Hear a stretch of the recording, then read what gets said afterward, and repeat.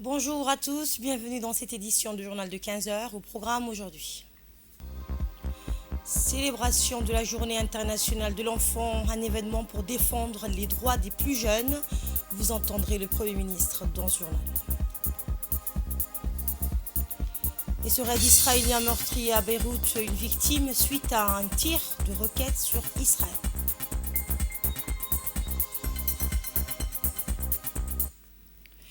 Djibouti a célébré la Journée mondiale de l'enfance au Palais du Peuple sous le haut patronage du Premier ministre Abdelkader Kamel Mohamed, clôturant une semaine d'activités axées sur la sensibilisation et la promotion des droits des enfants en collaboration avec plusieurs ministères et partenaires dans l'UNICEF. Mais Mohamed nous fait le point.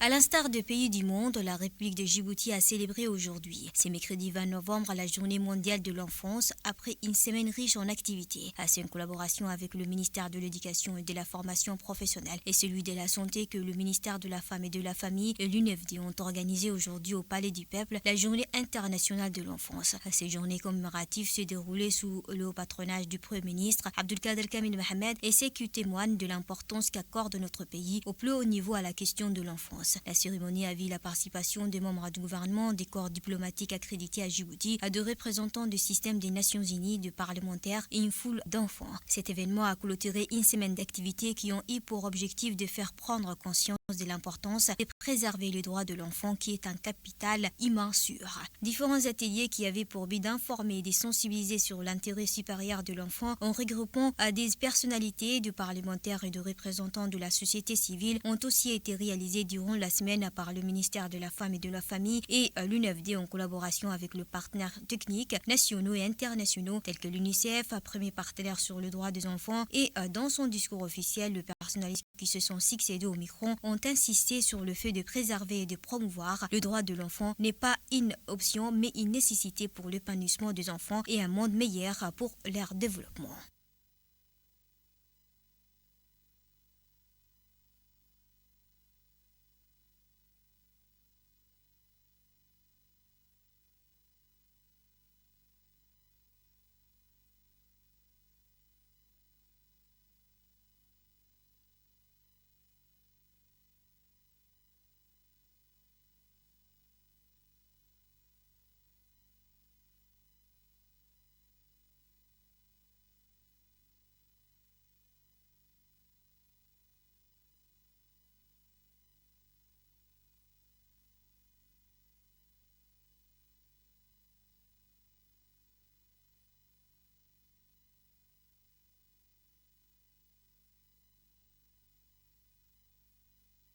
C'est l'occasion vraiment pour les enfants djiboutiens de faire entendre leur voix et de partager leurs rêves et leurs préoccupations aussi.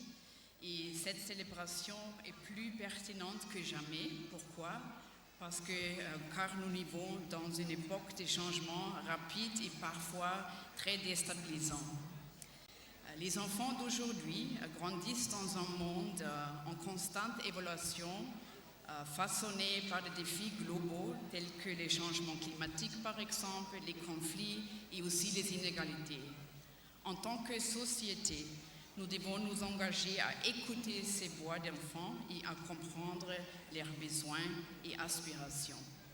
Je peux dire, et ça c'est déjà mon 3e année ici à Djibouti, et nous avons fait des progrès significatifs dans la promotion des droits des enfants, surtout dans les secteurs de la santé, de l'éducation et aussi la protection.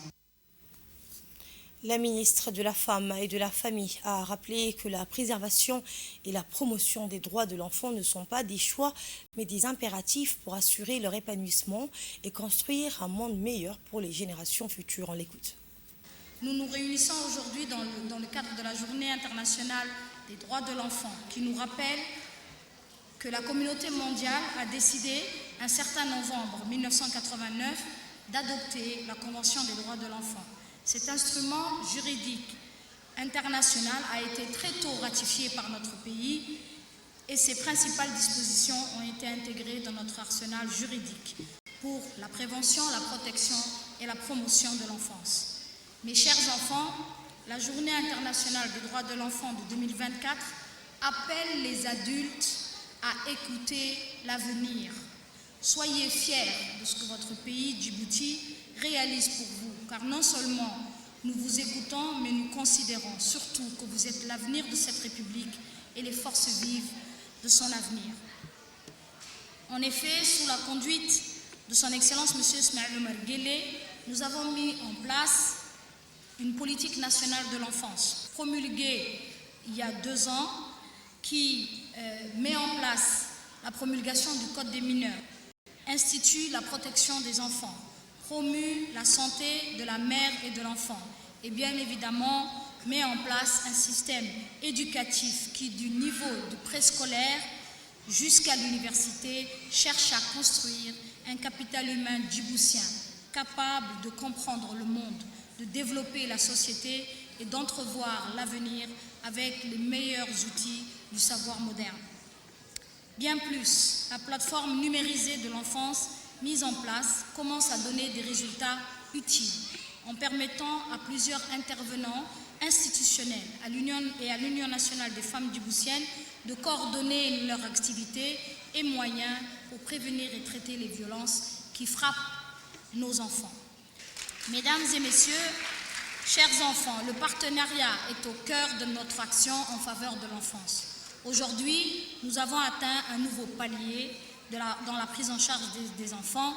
Nous sommes fiers de pouvoir continuer à compter sur l'appui de nos partenaires de la coopération bilatérale et multilatérale, chacun apportant ses compétences et ses ressources spécifiques.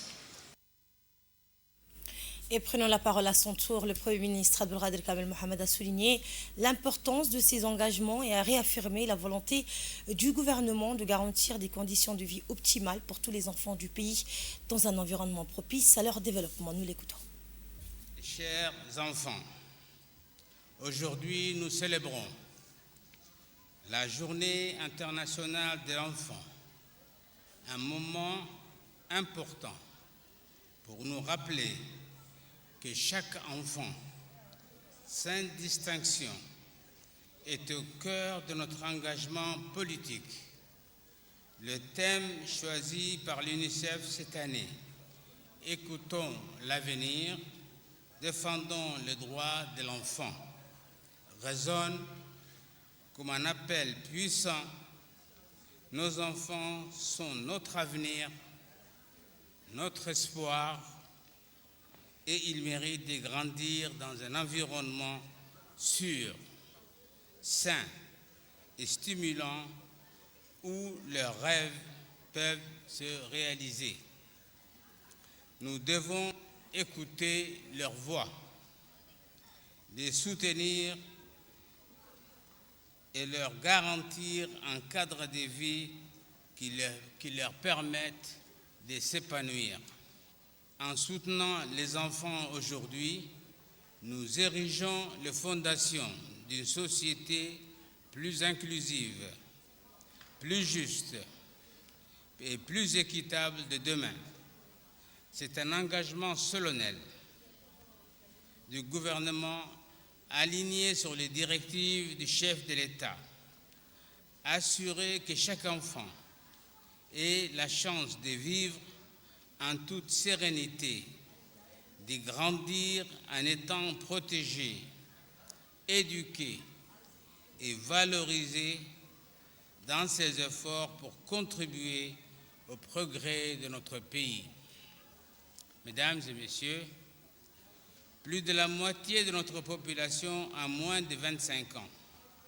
Ces forces vives sont notre trésor le plus précieux. Pour cette raison, le gouvernement continue de développer et de renforcer le cadre juridique en faveur des enfants. Nous avons mis en place un programme et politique spécifique visant à garantir leur croissance, leur éducation, leur pleine inclusion dans la société. Nous nous engageons à offrir un système éducatif renforcé où chaque enfant, sans exception, aura les mêmes chances de réussir. Il est de notre responsabilité de garantir les droits fondamentaux énoncés dans la Convention internationale des droits et de l'enfant. Le droit à la vie, à la santé, à l'éducation, le droit de vivre à l'abri de toute forme de violence ou d'exploitation sont des priorités absolues pour notre gouvernement. Et il est l'heure de retrouver l'appel à la prière. Restez avec nous pour le reste de l'actualité. Le ministre de la Défense chargé des relations avec le Parlement, Hassan Omar Mohamed, et le chef d'état-major général des armées, le général Zakaria Cheikh Ibrahim, ont reçu à l'hôtel des officiers aujourd'hui Madame Cynthia Kersh, la nouvelle ambassadrice des États-Unis auprès de la République de Djibouti. Cette première visite de courtoisie a permis aux deux parties de faire connaissance et d'échanger sur la situation sécuritaire actuelle dans la région. L'entretien a également donc été l'occasion pour les personnalités présentes de réaffirmer leur engagement à renforcer la coopération entre les deux pays, notamment dans le domaine de la sécurité. Ils ont souligné l'importance du rôle de la République de Djibouti dans la stabilisation de la région, en particulier sa contribution dans le cadre de la mission de transition de l'Union africaine en Somalie. Et la rencontre s'est conclue sur une poignée de main dans l'espoir de futures collaborations rapprochées.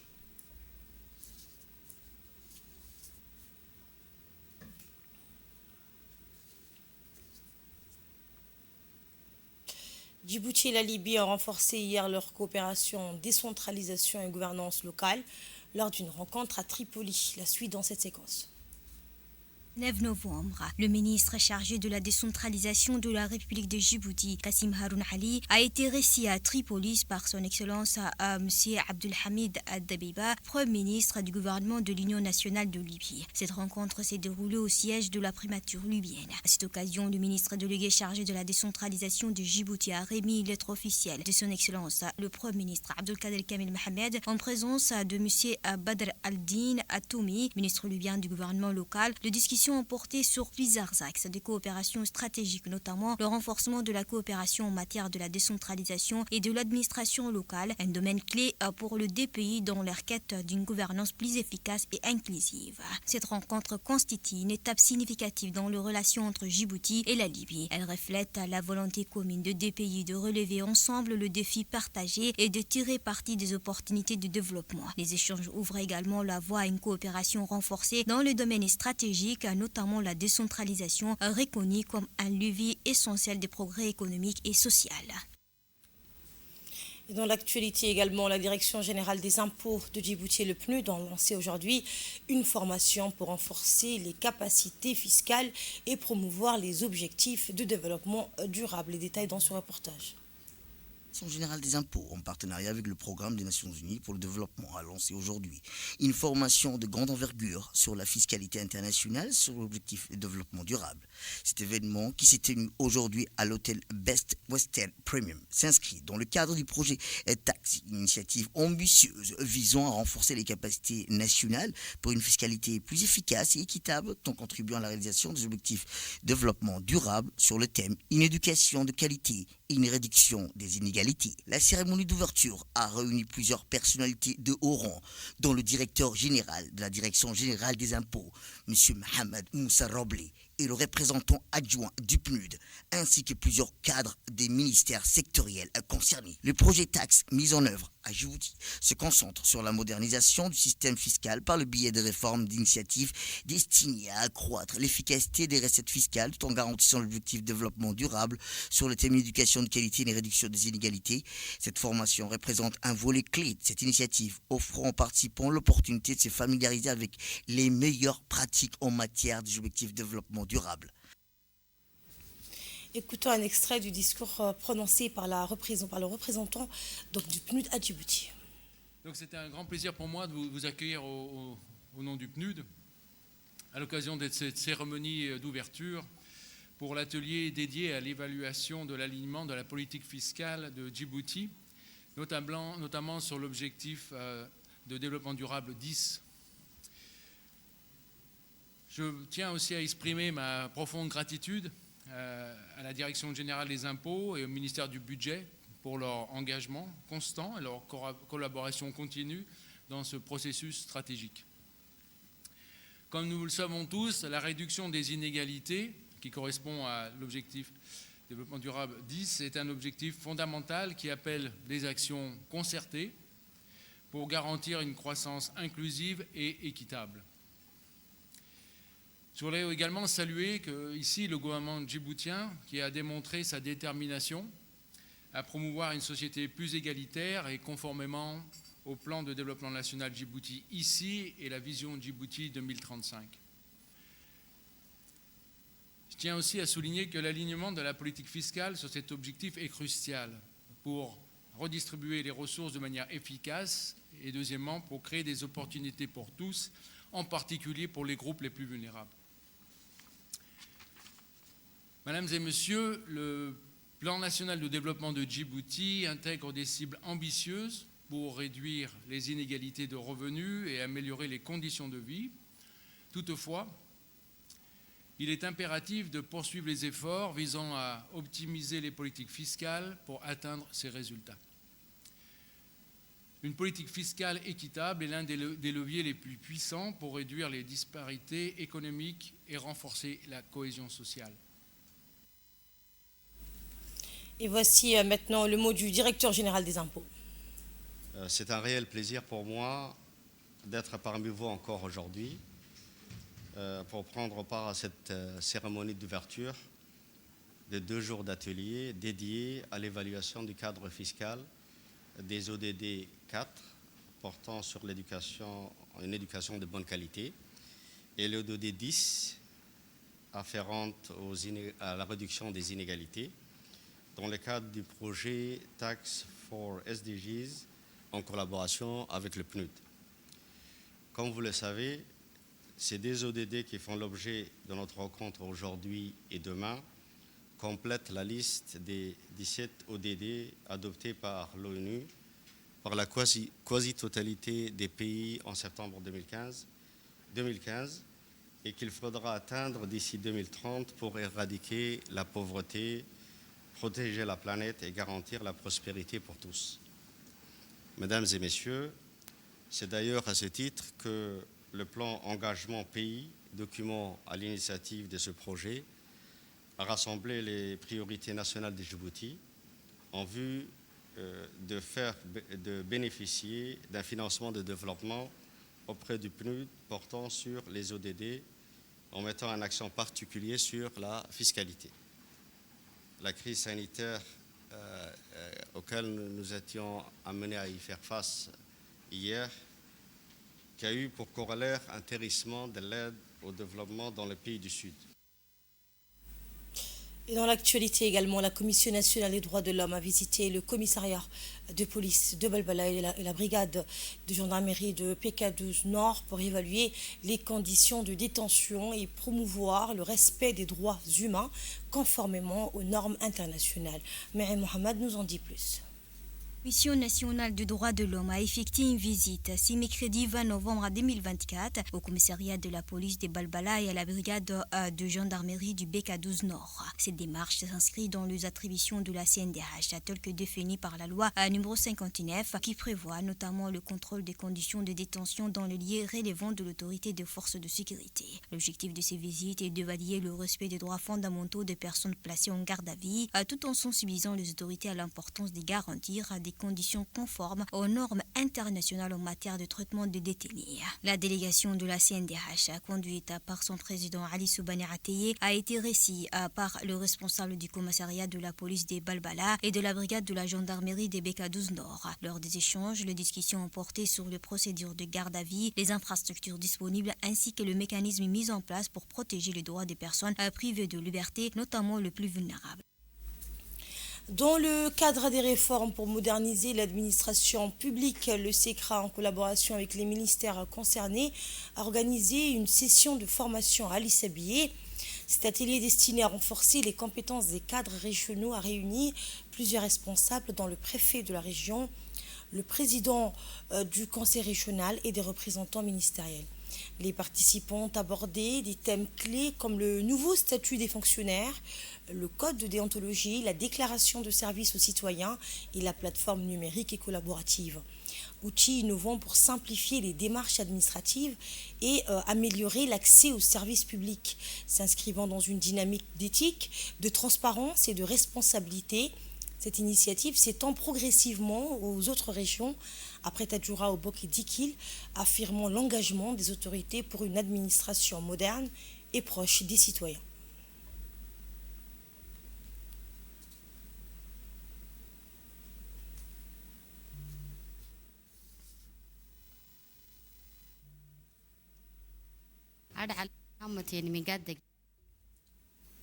Écoutons un extrait du discours prononcé par le préfet de la ville d'Ali Sabi. Je tiens à remercier le ministère du Travail pour avoir pensé à améliorer les cadres des fonctionnaires, des conventionnés et des contractuels. D'avoir pensé également à permettre aux différents employés de l'État de connaître avant tout quel est le rôle, quelle est la déontologie, qu'est-ce qu'on attend de ces personnes. Donc je renouvelle mes remerciements au secrétaire exécutif de la réforme de l'administration qui a tenu à vulgariser, à sensibiliser les régions. Les régions font partie aussi du pays. Le fait qu'on puisse aussi s'imprégner, qu'on puisse connaître quels sont nos devoirs et nos obligations, nos droits éventuellement aussi. Donc c'est une très bonne chose, c'est une très bonne initiative. Cela permettra aux gens qui sont présents ici, aux agents de l'État qui sont présents, de vulgariser ces informations auprès de leurs collègues. Et on fera en sorte de continuer cette sensibilisation. Vous avez désigné, vous nous avez demandé d'avoir un point focal pour la région et le point focal, son rôle sera également de partager toutes ces informations aux différents services de l'État afin qu'on puisse savoir nos droits, nos devoirs et nos obligations. Et suivant à présent le mot du secrétaire exécutif du SECRA. Cette sanction est non seulement un moment d'échange et de réflexion, mais aussi un pas essentiel vers la mise en œuvre de réformes qui visent à améliorer, renforcer la transparence et la proximité de l'administration avec nos citoyens. Aujourd'hui, nous allons aborder plusieurs points essentiels qui s'inscrivent dans le dynamisme de transformation de l'administration publique, à savoir la sensibilisation du nouveau statut général des fonctionnaires, le code de la déontologie, la conduite de changement, la mise en place d'un outil numérique collaboratif, ainsi qu'un rappel de la déclaration des services aux citoyens. Le nouveau statut général des fonctionnaires a été promulgué par le président de la République en date du 24 janvier 2024. Il porte de nouveautés et vise à renforcer l'engagement de l'administration publique à servir de l'État avec professionnalisme et dévouement. Autre information, la semaine dernière, la brigade de Demerjog a interpellé 6 individus soupçonnés d'être impliqués dans le vol de barres de rails de l'ancien chemin de fer dans le secteur de Chebele. Grâce à une enquête minutieuse, les gendarmes ont identifié ces présumés délinquants accusés de s'en prendre à la propriété de l'État dans le but de compléter leurs revenus. Placés en garde à vue, les suspects ont avoué avoir tenté de revendre ces ferrailles sur le marché local. Lors de l'opération, une quantité importante de métal volé a été saisie par les forces de l'ordre. Les véhicules utilisés pour transformer les matériaux ont également été immobilisés à la brigade. Les suspects seront prochainement déférés devant la justice pour répondre donc de leurs actes. Rappelons que les rails de l'ancien chemin de fer restent la propriété de l'État. Toute tentative de détournement est passible de lourdes sanctions pénales.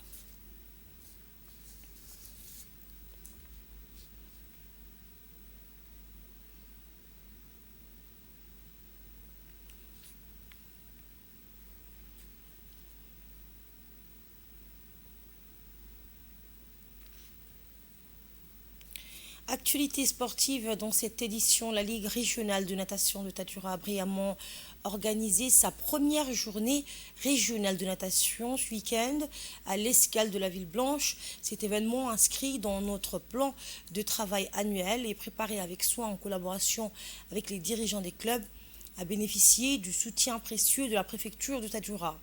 La compétition a suscité un vif engouement, rassemblant plus de 150 nageurs mixtes répartis en différentes catégories. Ces derniers, organisés en série de 5 couloirs, ont relevé donc le défi de relier l'Escale à une jetée située à environ 25 mètres en nage libre. Eh bien, ce retour donc prometteur marque un nouveau souffle pour la natation régionale et laisse entrevoir un avenir riche en opportunités pour nos jeunes athlètes. Je vous le dis en titre, au Liban, plusieurs bases de patrouille de la FINUL ont été visées par des attaques blessant dont 4 soldats dans un contexte de violents affrontements entre le Hezbollah et l'armée israélienne dans le sud du pays. Samatel Saïd. L'armée israélienne a de nouveau frappé le centre de Beyrouth, faisant au moins 5 morts, à l'heure où un tir de roquette de la résistance du Hezbollah libanais a coûté la vie à une femme en Israël, une guerre qui ne montre aucun répit. En soirée, au moins 5 personnes ont péri dans une frappe contre le quartier densément peuplé qui abrite des déplacés venus, a indiqué le ministère libanais de la Santé. Le secteur touché est situé à environ 400 mètres du Grand Seraï, siège du Premier ministre, et à proximité d'une zone où se trouvent des ambassades. Des ambulances, sirènes hurlantes se sont précipitées sur le lieu à la frappe ennemi a visé les environs. La résistance du Hezbollah continue de tirer quotidiennement des roquettes sur Israël. L'équivalent israélien de la Croix-Rouge a indiqué que 10 blessés avaient été évacués de l'immeuble touché par la roquette. Merci de votre fidélité. C'est ainsi que se termine ce journal de 15h. J'aurai le plaisir de vous retrouver à 22h pour de nouvelles actualités. Agréable après-midi à tous.